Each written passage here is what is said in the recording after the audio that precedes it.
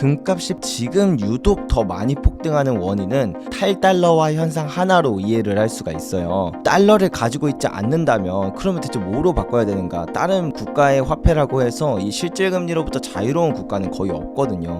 화폐를 보유하고 있는 것 자체가 되게 리스크구나. 가지고 있어봤자 나한테 득이 되는 게 없는 시기구나. 투자기관들이나 그런 것들은 금을 사놓는 경우들이 많습니다. 은행들부터 시작해서 각국의 중앙은행들도 달러를 가지고 있어봤자 메리트가 없어서 달러를 버리고 금으로 갈아타고 있는 현상이 이미 2010년부터 지속되고 있었다.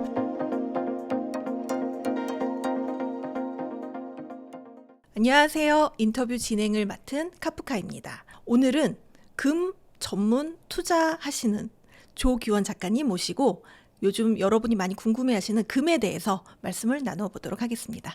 작가님 안녕하세요. 네, 반갑습니다. 네, 간단하게 인사 부탁드립니다. 네, 저는 금 투자에 대해서 먼저 많이 알려드리고 있고 또 지금은 작게나마 금거래소를 운영하고 있는 조규원 작가, 양베리 작가라고 합니다. 반갑습니다. 정말 그 금을 전문적으로 투자하신다고 해서 굉장히 기대가 됩니다. 요즘 또 금값이 굉장히 핫하고 또 많은 분들이 관심을 많이 가지고 계시는데 최근에 금값이 정말 최고치를 갱신하고 있습니다. 사실 뭐 전 세계적으로도 그렇고 특히 우리나라에서 요즘 금값이 더 프리미엄이 붙어서 더 비싸다는 이야기가 많이 있는데요. 최초로 지금 온스당 3,000달러에 육박했다는 이야기도 들었습니다.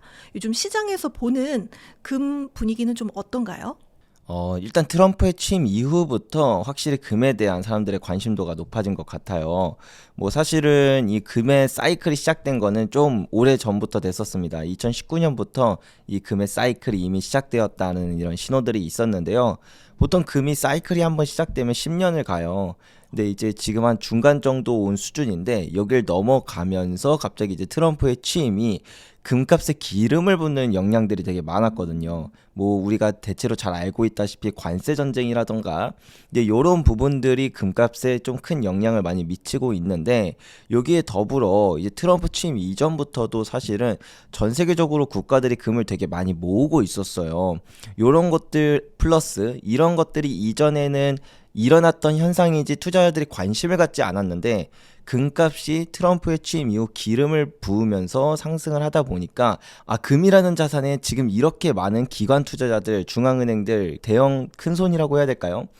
그런 큰손들이 이미 먼저 선점을 하고 있구나. 나도 뛰어들어야겠다. 이런 것들이 많이 보여지는 것 같고 우리나라는 약간 공급적인 특성이 좀 있기는 했지만 그래서 이제 프리미엄이 되게 많이 붙었었어요. 그러면서 해외보다 금값의 상승률이 더 크다 보니까 원래 가격이 오를 때 사람들이 관심을 많이 갖잖아요. 그래서 좀 더 뜨거운 그런 반응이 있었던 게 아닌가 싶습니다. 금값에도 사이클이 있다는 게 정말 좀 신기한데요. 제가 비트코인 사이클은 들어봤는데 금 사이클은 처음 들어봤거든요. 네. 금도 사이클이 있나요? 그쵸. 금이 사이클이 되게 길고 분명한 자산으로 유명합니다. 금은 한번 오를 때 짧게는 9년에서 길게는 13년까지 오르는 그런 긴 추세성을 가지고 있는데요. 지난 100년의 데이터를 보면 금 가격을 이렇게 딱 두고 봤을 때 오를 때도 내내 오르고 또 떨어질 때도 내내 떨어지는 특성이 있어요.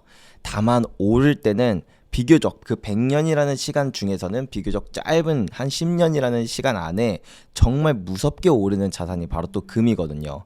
이 금이 상승 사이클이 한번 시작되면 그렇게 짧은 시간 안에 많이 오르는데 오를 때 또 적게 오르지도 않아요. 뭐 예를 들면 가장 적게 올랐을 때가 7배, 많이 올랐을 때는 26배까지 상승을 하거든요. 그래서 우리가 요번 금 사이클에 또 한 중간 정도에 왔다라는 건 앞으로 남은 뒤에 한 5년 정도가 정말 무서운 상승이 또 기다리고 있겠구나. 요렇게도 생각해 볼 수 있겠죠. 그렇다면 그 사이클이 지나고 나면 다시 금값이 조금 내려가나요? 그쵸. 심할 때는 20년 동안 마이너스 70%가 하락하기도 해요. 그래서 우리가 금이라는 자산을 보통 안전자산이라고만 생각을 하다 보니까 그냥 아무 때나 사놔도 되겠지. 지금 사놓고 그냥 푹 묵혀놓으면은 뭐 항상 오르겠지 이렇게 생각을 하지만 실제로 그렇지 않은 역사들도 많다라는 걸 우리가 꼭 알면서 우리가 금에 투자할 때는 언제 사야 되고 또 언제 팔아야 되고 이런 것들을 미리 사전에 공부를 하고 투자를 하는 게 되게 중요하다. 이런 말씀 드리고 싶습니다. 네, 그렇군요. 또 정말 그런 내용이 있다는 건 오늘 처음 알게 된 것 같은데, 그렇다면은 금값이 지금 상승하고 있는 중이라고 이야기를 해주셨는데, 사실 상승 중이라고 해도 지금 좀 보면 좀 과하다 싶을 만큼 뭐 1년 사이에 약 한 40% 넘게 지금 상승한 거거든요. 또 올해만 들어서 10% 넘게 지금 오르고 있는데, 이렇게 폭등하고 있는 원인이 좀 있을까요? 금값이 폭등하는 원인, 지금 유독 더 많이 폭등하는 원인은 크게 보면 탈달러화 현상 하나로 이해를 할 수가 있어요. 근데 탈달러화가 왜 일어나고 있는가? 요거는 이제 두 가지로 나눠서 생각을 해보면 좋거든요. 첫 번째로는 이 달러라는 자산을 갖고 있는 것 자체가 이제 별로 매력적이지 않다라는 겁니다. 예를 들면 우리가 그 달러, 우리가 미국인 입장에서 생각을 해보자 이거죠. 아니면은 이제 각국의 다른 해외에 있는 그 대형 기관 투자자라던가 뭐 그런 식으로 생각을 해보면 달러를 내가 보유하고 있을 때 가장 큰 리스크는 물가가 오르는 거예요. 그래서 내가 그러면 뭐 은행 예금 같은 걸로 달러 예금 같은 걸로 넣어두면 안 되냐? 가능하죠. 그래서 실제로 해외 투자자들은 미국 국채라는 걸 투자를 해요. 그래서 일정한 이자를 받는데 이 국채 투자자들은 이자를 받는 것보다 물가가 더 오르는 시기, 이런 사이클로 접어들면 국채에 대한 매력도가 떨어지기 때문에 더 이상 달러를 가지고 있을 이유 자체가 사라져 버려요. 근데 이제 각국의 중앙은행들이나 그다음에 뭐 미국 대형은행들이나 그다음 다른 투자 기관들도 미국 국채에 대한 투자를 어마어마하게 많이 해두고 있는데 이 국채를 사놔봤자 요즘에 물가 되게 많이 오르지 않습니까? 물론 최근에는 좀 많이 안정화되는 그런 부분 때문에 아직까지는 실질금리라고 표현을 하는, 그러니까 금리보다 물가가 그래도 조금 더 낮아서 실질적으로 국채를 투자한다던가 예금을 하면 이득이 약간 있긴 합니다만, 이런 사이클이 이제 마이너스 사이클로 접어든, 그러니까 국채나 예금을 해도 실질적으로 나의 자산이 떨어지는 시기로 접어든 거는 이제 거의 확정시 되었거든요. 그렇다 보니까 이 달러를 가지고 있지 않는다면 그러면 대체 뭐로 바꿔야 되는가? 다른 뭐 국가의 화폐라고 해서 이 실질금리로부터 자유로운 국가는 거의 없거든요. 그렇다 보니까 지금은 화폐를 보유하고 있는 것 자체가 되게 리스크구나. 가지고 있어봤자 나한테 득이 되는 게 없는 시기구나. 그러면 이 실물 자산들이 보통 많이 상승합니다. 이런 시기에. 그래서 원자재들, 기업들 같은 경우에는 원자재들을 미리 사놓는 이런 사재기 현상이 많이 벌어지고요. 그 다음에 이제 투자기관들이나 그런 곳들은 금을 사놓는 경우들이 많습니다.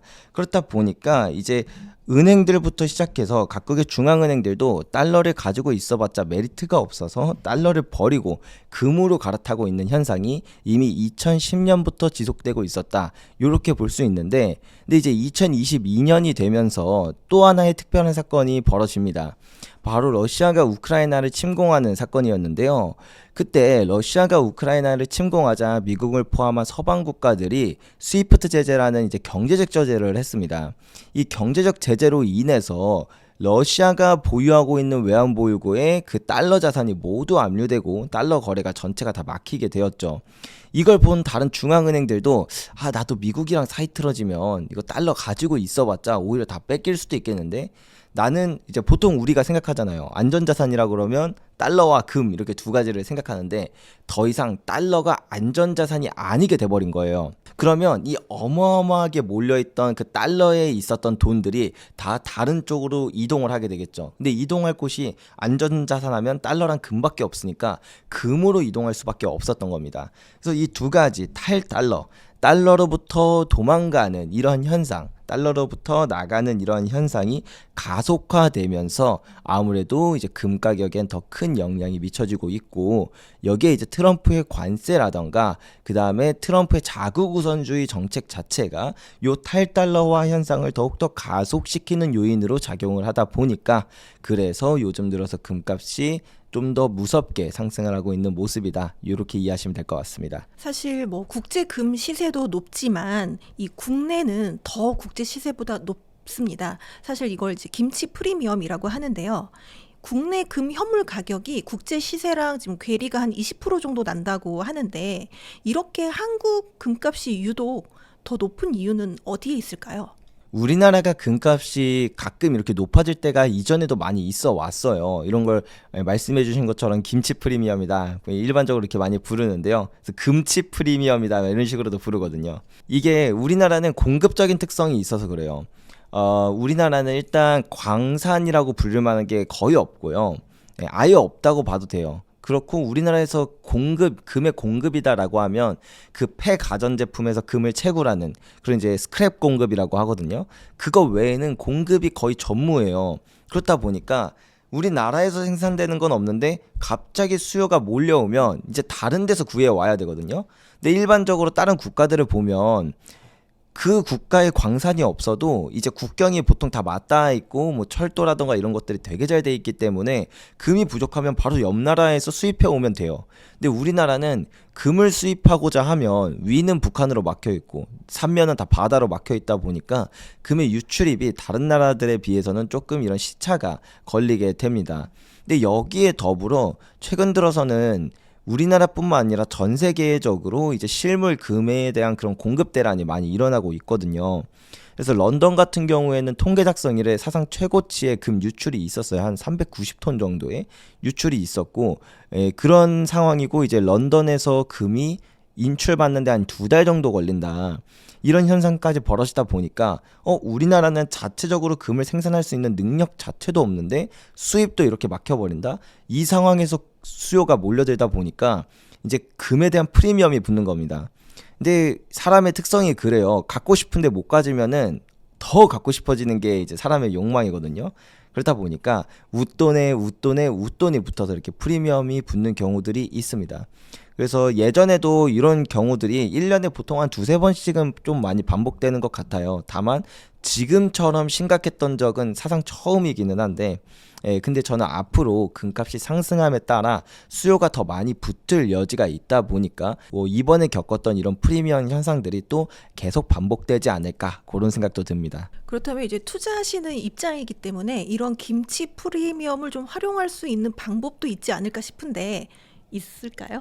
그럼요. 이런 김치 프리미엄을 활용할 수 있는 방법도 있습니다. 일단 기본적으로 내가 프리미엄이 적을 때 사는 것도 방법이고, 때때로는 이제 흔치는 않아요. 한 1년에 한두 번 정도 오긴 하는데, 우리나라가 국제 가격보다 금이 더 쌀 때도 와요. 우리나라는 제가 말씀드린 대로 유출입이 이제 해외보다 그렇게 좀 원활하지 못하다 보니까 그러니까 일반 사람들이 나 이거 금 별로 안 갖고 있고 싶다 해서 다 같이 팔러 올 때가 되면 금에 관심이 별로 없으니까 사람들은 팔러 오는데 사는 사람은 또 별로 없어요. 이러면 우리나라만의 국내 금값이 되게 많이 하락을 합니다. 그래서 사실 그럴 때 사면 사자마자 뭐 2% 내지 3%의 수익을 보고 시작을 하게 되기도 하거든요. 그래서 제가 앞전에 말씀드린 것처럼 우리나라는 기본적으로 이런 공급에 대한 부분이 좀 어려움이 있기 때문에 이걸 잘 이용하면 국제 시세보다 훨씬 더 싸게 샀다가 나중에 사람들의 그런 광기가 붙을 때 훨씬 더 비싸게 팔 수 있는 이런 방법을 이용할 수 있다는 게 첫 번째고요. 두 번째는 이제 이런 걸 차익 거래라고 하는데, 그 국제 시세는 사실 그렇게까지 프리미엄이 붙진 않았어요. 그래서 예를 들면 뭐 해외에 상장된 금 ETF라던가 아니면 뭐 해외에 이제 상장된 뭐 금광 주식들이라던가 이런 주식이나 아니면 ETF 같은 거에 투자를 하고 프리미엄이 높을 때는, 그리고 프리미엄이 줄어들 때 다시 실물로 갈아타는 요런 방식도 일종의 그런 차익 거래라고 해야 될까요? 이런 방법을 그러니까 이렇게 프리미엄이 높은 시기엔 이런 방법을 통해서 비교적 남들보다 좀 우위에 있는 방법으로 금 투자할 수 있는 그런 방법도 있죠. 지금 말씀해 주신 것처럼 한국의 이 김치 프리미엄이 오히려 국제 시세보다 마이너스, 그러니까 떨어졌을 때 그때는 언제가 그렇게 떨어지나요? 그게 딱 정해져 있진 않아요. 그래서 자주 살펴보는 게 제일 중요한데요. 우리가 흔히 네이버에 금 시세라고 치면 한국거래소에서 이제 공시한 국내 금 현물 시세가 보통 떠요. 그게 일반적으로는 국제 시세에 비해서 한 2% 내지 3% 정도 비싼 게 정상이거든요. 그렇기 때문에 요렇게 떴을 때 그 가격과, 그리고 네이버에 보면은 옆에 그 신한은행이라고 써 있는 그런 탭이 또 따로 있거든요. 그걸 누르면 국제 시세가 얼마인지가 원화로 환산돼서 또 나와요. 요거 두 개를 비교해 보시면 제일 좋습니다. 제가 어저께 확인해 보니까 대략 6% 정도 차이가 나더라고요. 그래서 아직까지는 일반적인 상황보다는 한 3% 정도 비싼 상황이다. 그래도 이게 한 20% 벌어졌을 때보다는 상황이 훨씬 좋아지긴 했지만 요런 상황이 다 알고 계시면 되고, 사람들의 또 이제 금에 대한 관심이 꺼져갈 때쯤이면 요게 오히려 역전이 되기도 합니다. 그래서 요런 것들을 잘 살펴보시다가 그렇게 투자를 하는 것도 좋은 방법이 될 거라고 말씀드리고 싶네요. 최근에 뭐 JP 모건과 같은 이렇게 대형 투자 은행들이 금거래에 뛰어들고 있다고 들었습니다. 이렇게 기관 투자자들의 움직임을 개인 투자자들이 좀 어떻게 해석하면 좋을까요? 대형 투자 기관들이 뛰어들기 시작했다는 것 자체가 이제 금의 사이클이 중반부를 넘어서 이제 진정한 상승기로 다가오고 있다, 이렇게 판단해 볼 수 있는데요. 그럼 일단 먼저 이런 대형 투자 기관들이 왜 금을 사고 있는지에 대해서 우리가 이해할 필요가 있습니다. 요거는 앞서 설명드렸던 그 두 가지 그 탈달러화 현상의 가장 집약적으로 나타나는 현상이라고 볼 수가 있는데요. 일단 대형 투자 기관들 투자를 해야 됩니다. 사실 중앙은행들의 입장에서는 조금 손해를 보더라도 그냥 미국 국채 가지고 있는 경우들도 되게 많아요. 근데 대형 투자 기관들은 정말 수익과 직결된 투자만 하기 때문에 이 미국 국채를 가지고 있는다는 것 자체가 리스크라는 걸 이제 더 직접적으로 느끼는 거죠. 그래서 이 미국 국채나 이런 것들을 버리고 이제 금으로 가고 있는 흐름이 나타나고 있는 거고요. 그리고 여기서 가장 중요한 게 이제 2021년에 바젤3가 개편안이 나왔었거든요. 이제 바젤3라 함은 우리가 2008년 글로벌 금융위기를 겪고 나서 전 세계에 있는 모든 은행들을 좀 규제하는 그런 수단이에요. 그래서 뭐 쉽게 말해서 일정 부분 이 정도 이상은 꼭 안전자산을 보유해라, 뭐 이런 식으로 규제를 많이 하거든요. 근데 바젤3 개편안이 나온 2021년에 이 금을 1티어 자산으로 옮겼어요. 그러니까 꼭 보유해야 하는 안전자산으로 금을 이제 올려놓기 시작한 거예요. 여기까지는 그냥 그럴 수 있죠. 당연히 금은 안전자산이니까. 근데 이때 뭐라고 했냐면, 금도 금인데 그냥 금은 안 되고 실물 금, 그것도 너네 금고에 보관하고 있는 실물 금만을 우리가 안전자산으로 쳐줄게 라고 했어요. 그러면 이제 미국 대형 기관을 포함한 투자은행들을 포함한 전 세계 모든 은행들은 달러와 금, 이 둘 중에 하나를 반드시 일정 비율만큼 보유를 해야 되는데, 달러는 보유하고 있는 것만으로 요즘 물가 상승률이나 이런 인플레이션 문제 때문에 사실은 별로 메리트가 없습니다. 그렇기 때문에 달러를 가지고 있을 바에는 금을 가지고 있는 게 낫고, 플러스 미국에 있는 미국 대형은행이 아닌 다른, 뭐 예를 들면 다른 해외에 있는 대형 은행들이라던가 투자 기관들 같은 경우에는 내가 아무리 정직하게 장사를 한다고 해도, 기업 사업을 운영한다고 해도 국가가 미국이랑 틀어지면은 달러 거래가 다 막힐 수 있거든요. 그렇기 때문에 굳이 또 달러를 보유하고 있는 것 자체가 또 리스크인 겁니다. 이게 앞서 말씀드린 것처럼 이런 탈달러화 현상은 처음엔 중앙은행들 입장에서 되게 공포였지만, 이제는 일반 투자 기관들이나 투자 은행들조차도 달러를 가지고 있는 것 자체가 메리트가 없고 또 더 나아가서 리스크가 된다라는 걸 느껴버린 거죠. 그래서 그거에 대한 대안을 찾는 방법 가운데서 금밖에 없었다. 그래서 이제 미국의 대형은행 중에 JP모건 같은 경우에는 2월에 인도받기로 한 실물의 양이 한 6조 원치가 된다고 해요. 요게 1994년 이래로 두 번째로 높은 수준의 이제 실물 금 인도 통지라고 하는데, 요런 일들이 앞으로도 좀 계속 발생할 수밖에 없는 이유가 요런 상황이기 때문이다, 이렇게 이해하면 될 것 같습니다. 그렇다면 각 나라 그리고 굵직한 좀 투자사들에서는 금을 계속 투자할 거라는 예상을 하시는 건가요? 그렇죠. 안 그래도 일단 중앙은행들부터 보면 중앙은행들은 2010년부터 한 해도 빠짐없이 사모으고 있었거든요. 그리고 이제 단일 시장으로만 보면 주식 시장보다 더 큰 게 사실 채권 시장이에요. 근데 이 채권 시장이 매력을 잃는다라는 거는 정말 무지막지한, 정말 무지막지한 그 돈들이 다른 어딘가로 간다는 건데, 채권이 예를 들어서 이게 채권이 매력이 사라지는 경우가 두 가지거든요. 첫 번째는 위험 자산이 좀 더 매력적일 때, 그러니까 채권 그런 안전자산 갖고 있을 바에 나 좀 더 수익성 높은 주식으로 가고 싶다, 이렇게 좀 경제가 호황기일 때 채권에 대한 매력도가 떨어지는 경우가 있고, 지금처럼 채권이라는 자산 자체에 대한 리스크가 있어서 이걸 이제 카운터파티 리스크라고 하거든요. 이 채권에 대한 리스크가 있어서 그거에 대한 대안을 생각하게 되는 경우, 요런 경우가 이제 또 있을 수 있는데, 지금 이 후자라는 거죠. 이 후자의 경우에는 채권을 사실을 대체할 수 있는 자산이 거의 없어요.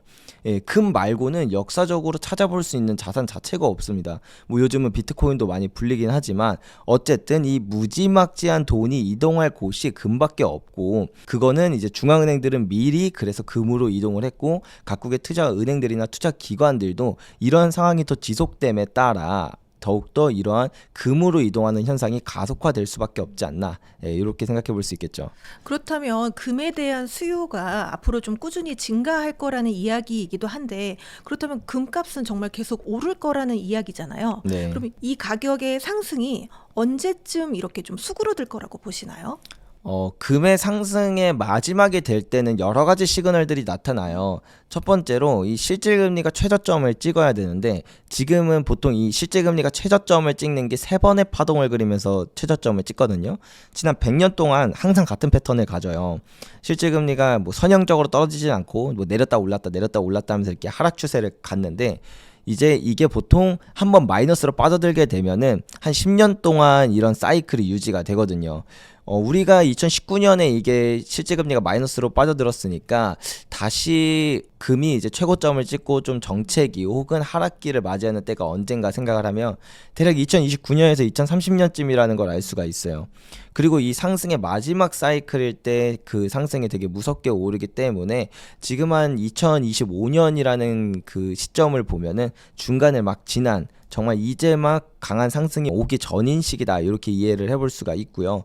그리고 두 번째 시그널은 생산량이 다시 급증합니다. 무엇이든지 그 옛날에 막 허니버터칩 사건 뭐 이런 거 기억하시죠? 네. 막 되게 품절 대란이다가 이제 그 허니버터칩에 대한 공급이 충분히 풀리기 시작하면 이제 다시 그 프리미엄이 쭉 줄어들면서 가격이 안정화되잖아요. 금도 마찬가지입니다. 나중에 가격이 정말 많이 오르면 이제 금에 대한 생산이 다시 늘어나요. 옛날에는 채산성이 별로 없었던 그런 금광을 다시 캐기도 하고, 원래는 좀 버렸던 그런 이제 폐가전제품에서도 뭐 금이나 은이나 이런 것들을 되게 많이 채굴을 하기 시작하거든요. 그런데 한 가지 문제는 뭐냐면, 금이라는 자산은 공급이 늘어나는데 시차가 되게 길다는 겁니다. 보통 금광 회사들이 금을 오늘 캐기로 마음을 먹으면 실제로 그 금을 캐기 위해선 탐사도 해야 되고 분석도 해야 되고 그다음에 인프라도 깔아야 되고, 그리고 나서 채굴하고 나면은 이제 정제도 해야 이제 실제로 시장에는 금이라는 게 나타나게 되거든요. 이 과정이 거의 10년의 시차가 있다 보니까 금 가격이 좀 오른다고 하더라도 기존에 줄이고 있던 생산량을 다시 늘릴 수가 없어요. 예, 그렇다 보니까 지금은 안 그래도 새로운 광산을 탐사한 지 되게 오래됐거든요. 예, 광산 기업들의 사업 보고서를 보면은 그 R&D 비용이라고 하는, 그러니까 자본 투자, 이전에 그러니까 결국은 광산에 대한 탐사 비용을 이전에 많이 지불을 하지 않았어요. 그 말은 즉 앞으로는 공급량이 계속 떨어질 수밖에 없다는 거고, 실제로 2017년부터 새로운 광산 생산량이 계속 줄어들고 있습니다. 그렇다가 나중에 이게 금 가격이 정말 말도 안 되는 수준까지 올라가게 되면 이제 다시 조금씩 늘리고 있거든요. 그러면은 이제 한 대략 지금으로부터 빠르면 7년, 늦으면 한 8년 뒤에 이제 생산량이 다시 올라가게 될 거예요. 그게 이제 또 금 가격에 이제 정체기를 만드는 그런 요인 중에 하나로 작용을 할 거라서, 그거는 이제 한 2029년에서 2030년쯤에 이런 시그널들이 동시다발적으로 나오지 않을까, 저는 이제 그렇게 예측을 하고 있습니다. 그렇다면 단기적으로 일단 올 한 해는 금값이 괜찮겠네요.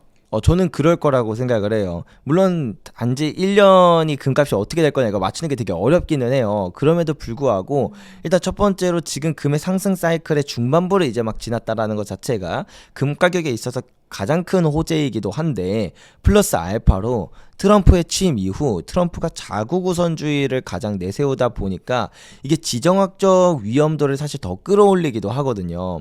러시아 우크라이나 전쟁을 종식시킨다라는 게 지정학적 위험이 끝난다는 게 아니라 오히려 더 큰 지정학적 위험을 불러일으킬 요소들이 많습니다.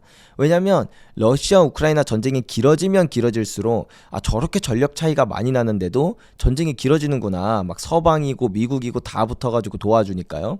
그렇기 때문에 전쟁을 억제하는 효과가 있었어요. 근데 미국이 이제 더 이상 세계 경찰 노릇 안 하겠다 그러고, 그리고 이제 러시아 전쟁을 여기서 마무리 지어버리면 만약에 다음 전쟁이 일어날 때 이전처럼 우크라이나에 대한 그런 전폭적인 지원이 가능할까요? 예, 미국조차 사실은 쉽지 않을 겁니다. 그렇기 때문에 앞으로 이런 지정학적 위험도는 더 높아질 가능성이 높겠죠. 이 트럼프의 취임 이후 첫 번째 관세 문제로 인한 인플레이션 영향, 그리고 그 관세 전쟁으로 인해서 경기 침체 우려, 세 번째는 지정학적 위기 고조, 이 세 가지가 한 번에 벌어질 가능성이 높다 보니까 이 세 가지 다 금 가격에는 엄청나게 큰 상승 모멘텀들이거든요. 그렇기 때문에 올해는 금값이 상승하기 시작하면 정말 지금까지 저희가 금의 상승 사이클 2019년부터 지금까지의 그 상승 사이클 중에서 가장 매력적인, 가장 무서운 상승이 또 올해 나타날 수도 있지 않을까, 그렇게 개인적으로는 추측하고 있습니다.